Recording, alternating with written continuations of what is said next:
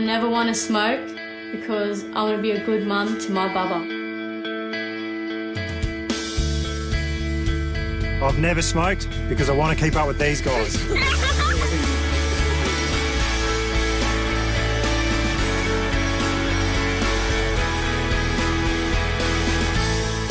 I gave away the smokes because I want to be here for my grandkids.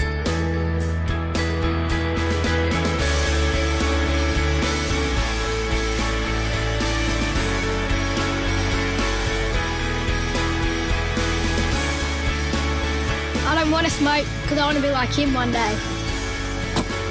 I've never smoked, and look where I am now. So make a deadly choice and say no to smokes.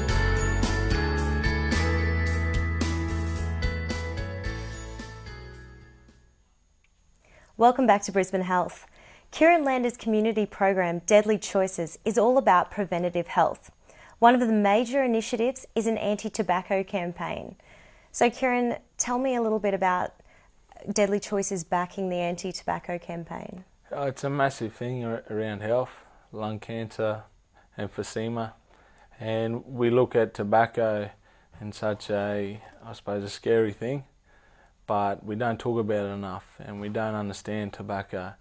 And that's something that we aim to, I suppose, set a good example within our program, understanding tobacco. We don't come in saying you shouldn't smoke, but these are the risk factors and these are the issues that are impacting our communities at the moment. More giving them information rather than setting in fear. Yeah, that's right. The information. So is smoking more common within the Indigenous community? Yeah, it's very high. I don't believe in too many statistics, but with the ABS, I think the last ones released were around 45% of Indigenous population, so nearly 1 in 2, and that's quite alarming. And that's something that we need to bring down for our survival. Why do you think it is that it's so common? History. If you look at history and early settlement and where our communities were and where they were driven to, it was in our culture before settlers, but not smoking through filters and all the chemicals. It was a patchouli plant, and now there was a stage where we were paid in tobacco, the community members. So it's definitely through history, and it's definitely not a blame thing, but it's right, how do we fix that now and how do we take it out of our culture so it's not normal? That's right. And do you have any friends that smoke? Oh, definitely. Myself was an ex-smoker, and I've got a lot of good friends and family that smoke, and I definitely don't push a button, but I definitely give them light information and brief intervention as such.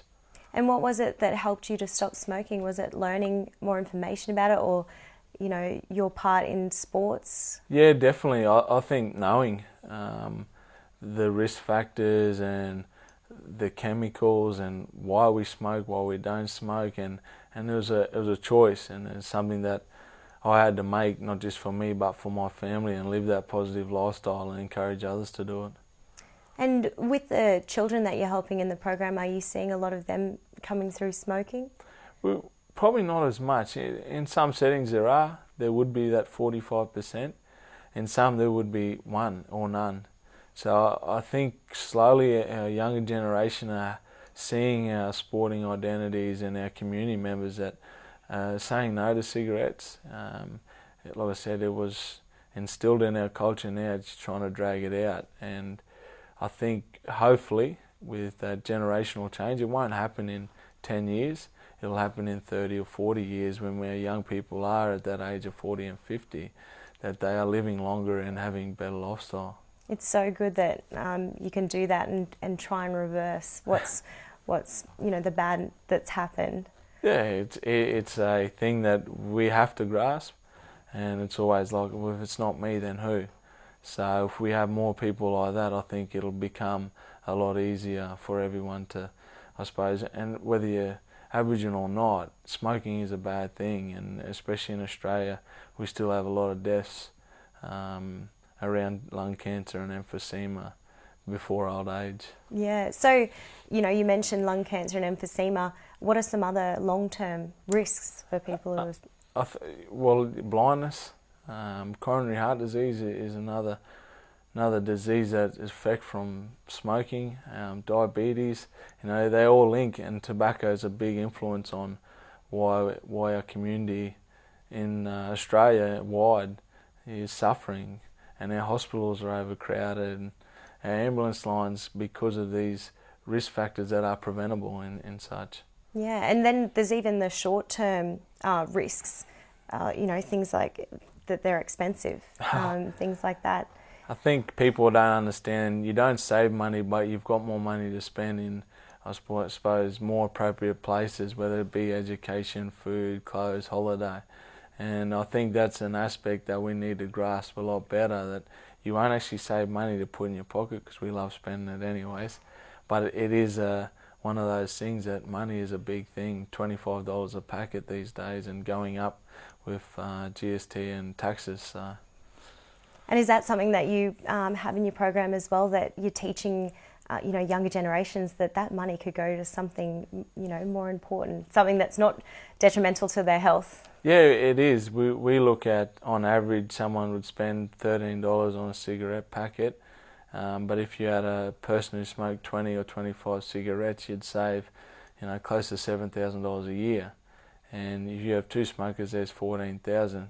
You know, you're looking at cars and mortgages and a lot more opportunities, whether it be education or travelling overseas. So we do highlight it, and we ask questions. What would you do with money like that? And yeah, it puts it they into tell you perspective. their dreams. Yeah, so it's quite it's a good little aspect of our program. Yeah, definitely. It really does put things into perspective as to how a small thing can make such a big difference. Yeah.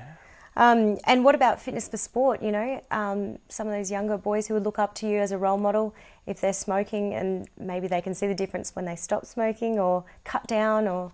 Yeah, and we have all that in the program. As I said, we're not there to put anything on them, but these are the benefits of quitting. So if you quit or you reduce smoking, and one of our good ambassadors, Sammy Thotto, who proudly says he was an ex-smoker, and he spoke the other day to a bunch of Indigenous kids, about 50 or 60 of them, and he said, the benefits of me quitting, I'm now the Broncos captain and I'm playing more, so it's very good. Yeah, brilliant role models.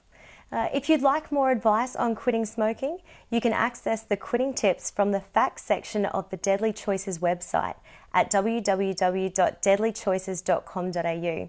After the break, we'll look at one of the other key elements of the program, the importance of accessing local healthcare.